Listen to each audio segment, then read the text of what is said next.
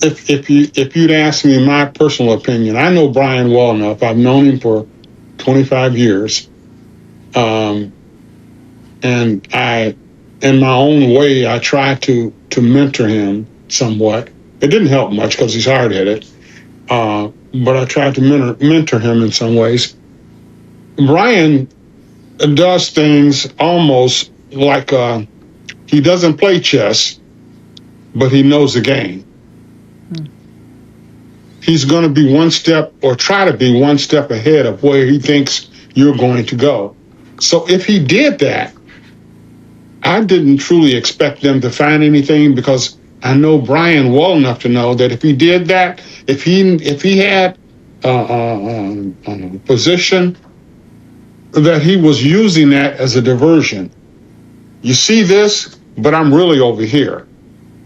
And even if he left the boat in a place for 5 minutes, he could have swam or scuba out to some other area. So I'm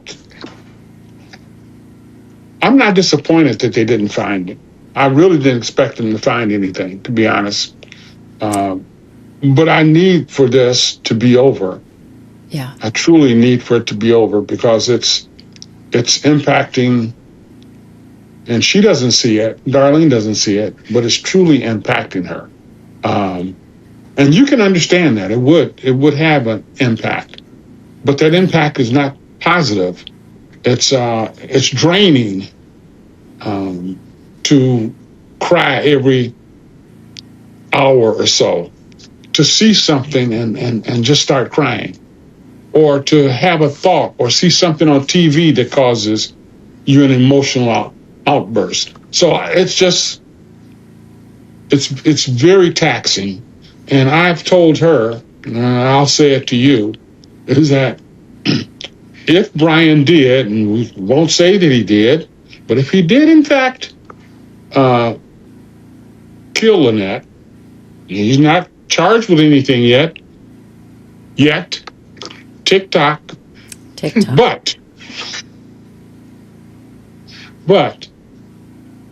he not only took one life, he really took a bunch of lives. Yeah.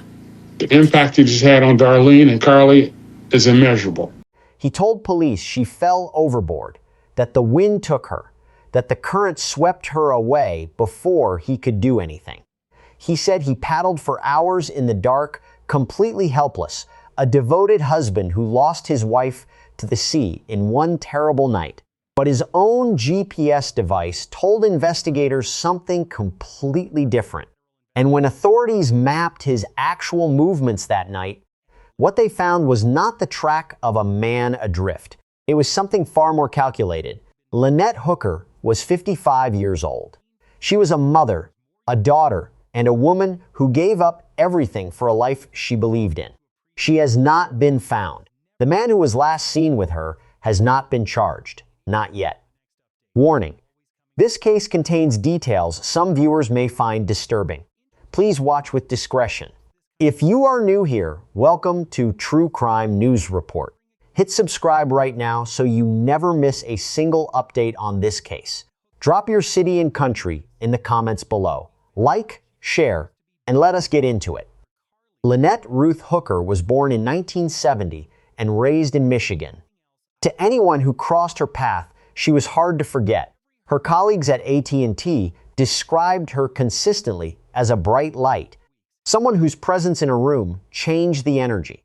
She had built her career from scratch, working her way through Michigan Bell, Ameritech, and SBC Telecom before landing at AT&T. She climbed telephone poles at a time when most women in that industry simply did not. When she first called her stepfather Bill Hamlett nervous about the height, he did not just encourage her. He got her a leather vest so that if she ever had to grip a pole, she would not walk away with splinters. That was the kind of relationship they had. Practical, loving, steady. Bill Hamlett had been in Lynette's life for 38 years. He was not her biological father, but that distinction meant nothing to either of them. She never missed his birthday. She never missed Father's Day. Every single time Brian and Lynette left after a visit, Bill's parting words to Brian were the same. Take care of my baby. Every time. Lynette's mother, Darlene Hamlett, was equally close to her daughter. The two women shared a bond that was, by all accounts, unshakable. And Lynette's daughter, Carly Aylesworth, born in 1997 from Lynette's first marriage to Rick Aylesworth, completed the picture of a woman who, no matter what life looked like on the outside, was deeply rooted in family. In the year 2000, Lynette married Brian Hooker. He was 4 years older. They settled in Onstead, Michigan, in a brick bungalow on Sand Lake in the Irish Hills area of Lenawee County. For a while, life looked ordinary. But at some point, ordinary was not enough, or at least that is what their social media would suggest. The couple launched a YouTube channel called The Sailing Hookers and began documenting a new chapter of their lives aboard their 46-foot Morgan sailboat, the Soulmate. Lynette had quit her career at AT&T, sold her house, and given away nearly everything she owned to go live aboard. She told a fellow boater and friend, Marnie Stevenson, exactly that in a message. She had walked away from a stable career and a home to chase the horizon with Brian. The content they posted showed a couple living freely, paddleboarding, sailing in calm water, cooking on a solar oven, laughing through sudden storms. It looked like a dream. Their last post before everything changed was from March 9, 2026, a YouTube video of the two of them paddleboarding. But behind that footage, the marriage had serious fault lines. Neighbors in Michigan described the relationship as turbulent, with a history of conflict that was hard to ignore. In 2015, both Brian and Lynette accused each other of assault during an incident in Kentwood. Brian was found with a bloody, swollen nose. Lynette told police Brian had struck her first. A prosecutor reviewed the evidence and found insufficient grounds to determine who initiated the assault. The case was dismissed with no charges filed against either party. In 2006, a jury had acquitted Brian of a separate child abuse charge in Kentwood. Details of that case remain limited in public records. Then in January 2024, Lynette sent a series of private messages to Marnie Stevenson that told a story the social media posts never showed. She wrote that things had gotten bad, very bad. She told Marnie she had left Brian and was staying with her mother in Florida. She wrote directly, "I cannot be out there with him." She said she was not going back. 1 month later, in February 2024, she had reconciled with him. When Marnie noticed from her posts that things seemed better, Lynette responded with heart emojis and a thumbs up. Just like that, she was back on the Soulmate. That detail would become one of the most important threads in this entire case. By early April 2026, Brian and Lynette Hooker had been in the Bahamas for about a month. They were anchored in the Abaco Islands, one of the most scenic and heavily visited stretches of water in the entire Caribbean. Hopetown, Elbow Cay, the Sea of Abaco. These are places where sailors, tourists, and locals coexist in shallow, busy waters. The Hookers knew this area. They were experienced live-aboards. On the evening of April 4th, 2026, at approximately 7:30 p.m., Brian and Lynette departed Hopetown by dinghy. Their destination was the Soulmate, anchored at Elbow Cay. The ride should have been routine. It was a trip they had made before. According to Brian Hooker, bad weather rolled in. He told Bahamian authorities that rough water knocked Lynette overboard from their 8-foot dinghy. He said she went into the water with the boat keys, which caused the engine to shut off automatically. He claimed he was then left completely without propulsion, unable to restart the motor, forced to paddle in the dark. He said he paddled for hours before finally reaching the Marsh Harbor boatyard sometime around 4 a.m. on April 5. He alerted a bystander there who contacted police. On the surface, it was a tragic account, a couple caught in bad weather, a freak accident. a husband who did everything he could. But the question started almost immediately. Lynette's daughter, Carly Aylesworth, pushed back from the very first moment she heard the story. Carly told reporters she could not understand how her mother, an experienced boater and strong swimmer, had simply been swept away and vanished. She said it felt like something you watch in a movie, not something that happens to your own family. Friend Blaine Stevenson, who had known the Hookers through the sailing community for years, revealed something that sharpened those doubts considerably. He told reporters that Brian Hooker had sat on the Soulmate for roughly 24 hours after Lynette disappeared before making any real effort to search. Stevenson also pointed out that the boat was equipped with a thermal camera, a tool specifically designed to locate people in the water at night, and that Brian had not used it. Stevenson said publicly, even if Brian accepted that Lynette was gone, why would a husband not want closure? Why would he not want to find her? On April 8th, 4 days after Lynette vanished, Bahamian authorities arrested Brian Hooker in Marsh Harbor and took him into custody for questioning. During a police transport that involved travel by sea, Brian reportedly fell overboard while handcuffed and had to be pulled from the water. His attorney, Terrell Butler, said he suffered minor injuries. He continued to be questioned by investigators over the following days. On April 13th, after 5 days in custody, Brian Hooker was released without charges.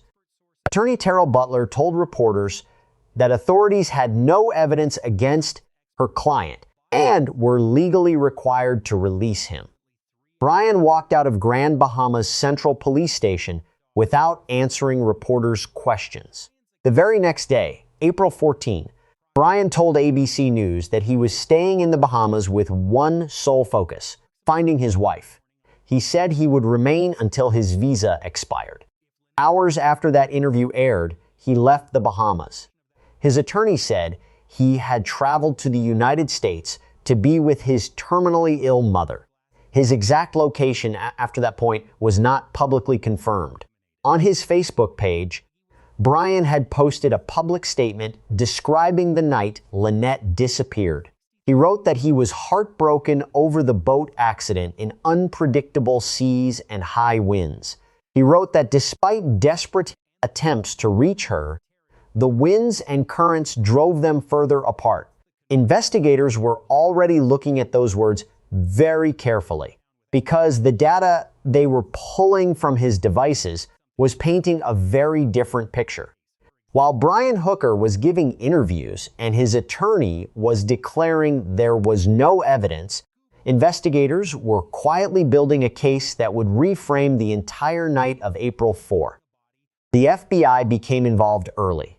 Evidence was sent to the FBI laboratory in Quantico, Virginia for forensic processing. Simultaneously, the U.S. Coast Guard Investigative Service, CGS, took over as the lead agency on the American side of the investigation. The Royal Bahamas Police Force remained the lead locally, and the two agencies began working in close coordination.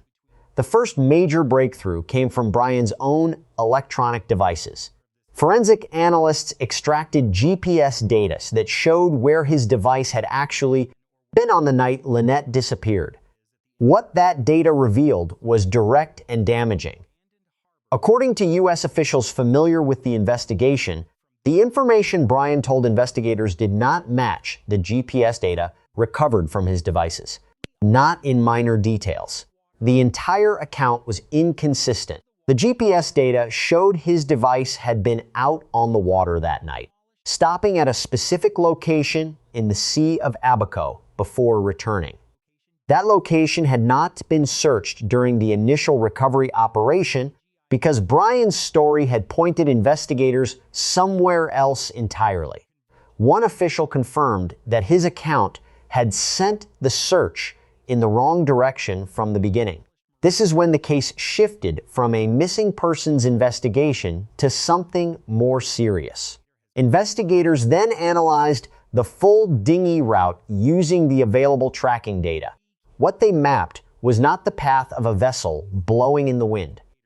The route crossed from Elbow Key, across the Sea of Abaco, to the north tip of Elbow Cay, and then it took a sharp left turn and moved southward down the coastline. From there, it turned back west toward Marsh Harbor. Anyone familiar with tidal movement and ocean currents knows that water does not move like that. Objects adrift do not make sharp directional turns. That kind of movement requires someone at the controls making deliberate decisions about where to go. And that's when things started going wrong for Brian Hooker's story. Because there was more. Investigators also noted what was absent from locations where Brian's version of events required physical evidence to exist. In a criminal investigation, the absence of expected evidence is itself a data point. What should have been there, according to his account, was not there. U.S. officials described this as highly significant. The Royal Bahamas Police Force then handed over the dinghy itself to CGS agents. The 8-foot vessel was transported from the Bahamas to the United States for full forensic examination. The dinghy's NT-300 engine became part of the evidence inventory. The engine itself does not record telemetric data, but the batteries it uses do. Whether those batteries were still present and intact was a question investigators were working to answer. Around the same time, between May 8th and May 10, the Soulmate was seized by the U.S. Coast Guard approximately 40 nautical miles off the coast of Melbourne, Florida. Coast Guard investigative service officers conducted a thorough search of the vessel at their station in Fort Pierce. The sailboat that Brian and Lynette had called home for years was now a crime scene. By this point, U.S. officials had formally designated the case as an investigation into a possible foreign murder of a U.S. national. That language carries legal and procedural weight. It means federal agencies have the authority and the mandate to pursue this case regardless of where the crime may have occurred. If you have been following this case and you want every update as the investigation develops, now is the time to subscribe to True Crime News Report. Hit the bell notification so you are alerted the moment we post. This case is not over. The YouTube channel and the Instagram posts showed one version of Brian and Lynette Hooker. The sailing life, the sunsets, the smiling couple on the water. But the people who actually knew them described something more complicated. Lynette's colleagues at AT&T were consistent in how they spoke about her. She was dedicated. She was warm. She made the workplace better just by being in it. She had earned her position through hard work at a time when the telecommunications industry was not an easy space for women to advance. The fact that she eventually walked away from that career to go sailing was not something she did lightly. She had told Marnie Stevenson directly that she had quit her awesome career, sold her house, and given away everything she owned to make that life work. Brian Hooker, by contrast, was described very differently by those same colleagues. According to people who worked alongside both of them, Brian was one of the most difficult people they had ever encountered professionally. He reportedly created unnecessary tension among employees and made the work environment harder than it needed to be. He was supposed to be in a leadership role. The people beneath him did not experience him as a leader. Outside of work, neighbors in Michigan described a marriage defined by volatility. The couple was known to fight. The 2015 incident, where both accused the other of assault and neither was charged, was consistent with what neighbors observed over the years. Brian Hooker had also described a deep personal philosophy around living off the grid.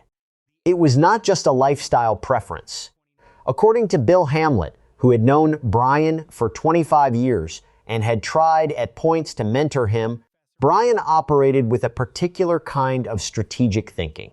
Bill described him as someone who always tried to stay one step ahead, someone who anticipated where attention would go and positioned himself somewhere else. Brian did not want oversight.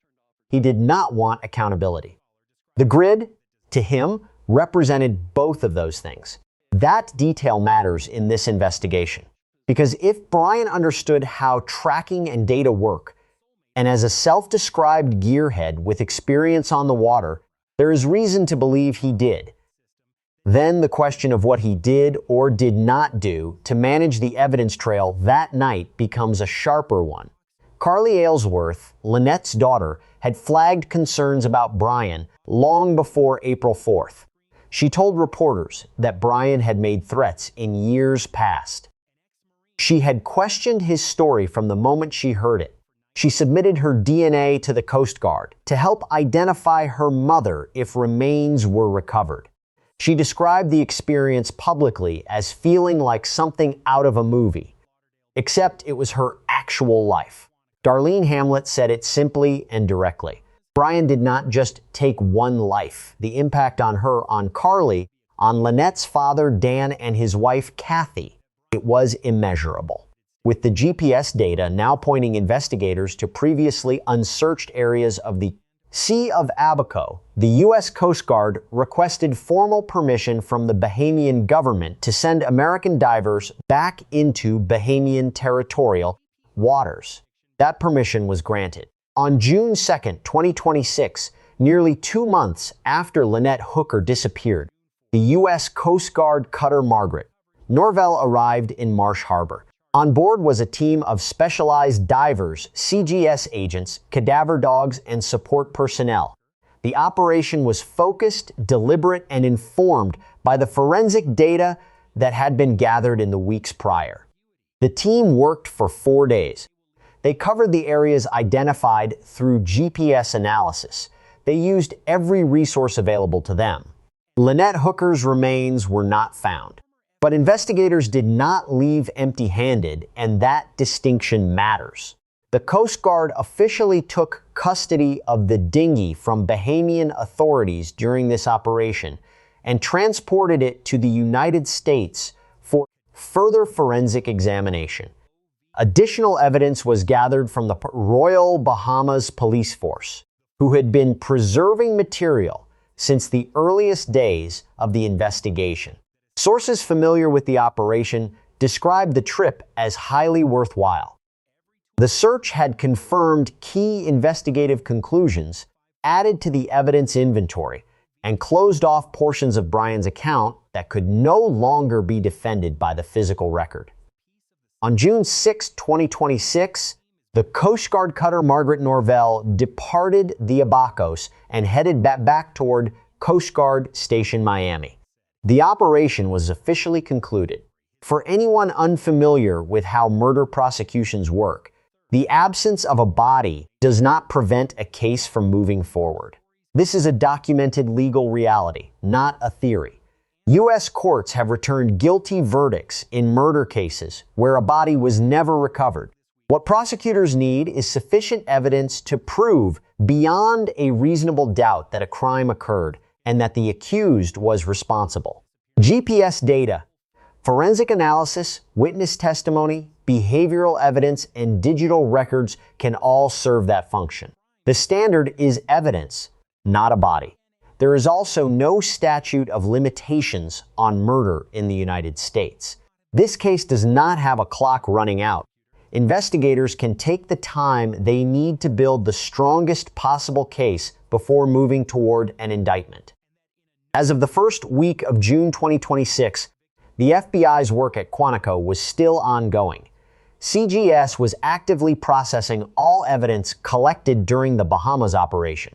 The case remained open and active across multiple federal agencies.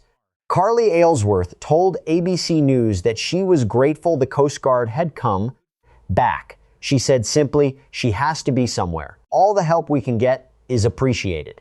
Darlene Hamlett said she was pleased with the work the Coast Guard had done. She was not disappointed that Lynette had not been found yet. She said she did not believe the search was over, and she made clear that she was not going away until her daughter was found and the person Responsible was held accountable.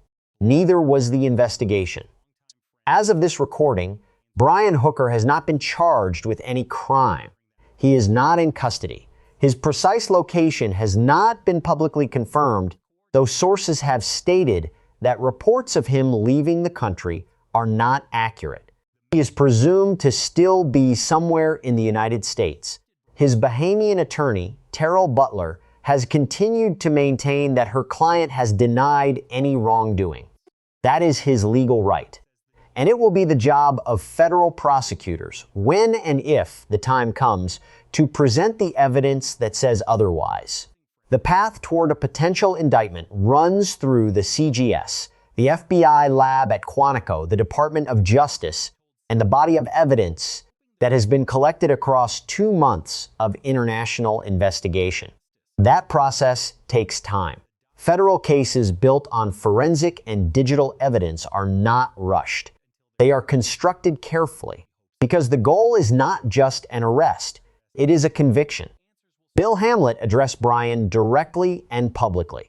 He said that Brian always wanted to be off the grid, to answer to no one, to go where he wanted without oversight. Bill then disclosed deliberately that Brian has a brother in California with a remote cabin, no electricity, no phone service, very few people who even know it exists. He said it on camera for a reason, because the moment it becomes public, it is no longer a hiding place. And if Brian is on a federal watch list, his passport is already flagged. There is no clean exit. Darlene Hamlett is in counseling with Bill. She described the weight of the last 2 months as carrying every emotion at once: heartbreak, anger, disappointment, grief, cycling through without warning. Bill has been her constant support. He said clearly that the impact Brian has had on this family extends far beyond Lynette. It reaches Carly, it reaches Dan and Kathy, it reaches every person in Lynette's orbit. Lynette Hooker was a woman who gave up stability for a life she chose. She was a mother, a daughter, a colleague, and a survivor of a difficult relationship that she had tried to leave and then return to. She deserved better than what the evidence suggests happened to her on that water on the night of April 4. This investigation is active. This case is not closed, and True Crime News Report will be here for every single development as it comes. If this documentary gave you something, a new perspective, a deeper understanding of this case, or simply an hour well spent, please subscribe to True Crime News Report right now. It is free. It takes 1 second. Share this video with someone who needs to see it. Leave a comment below with your thoughts on this case and let us know where in the world you are watching from. Your support is what keeps this channel going and keeps cases like Lynette's in the public eye where they belong. Justice has no expiration date, and neither do we.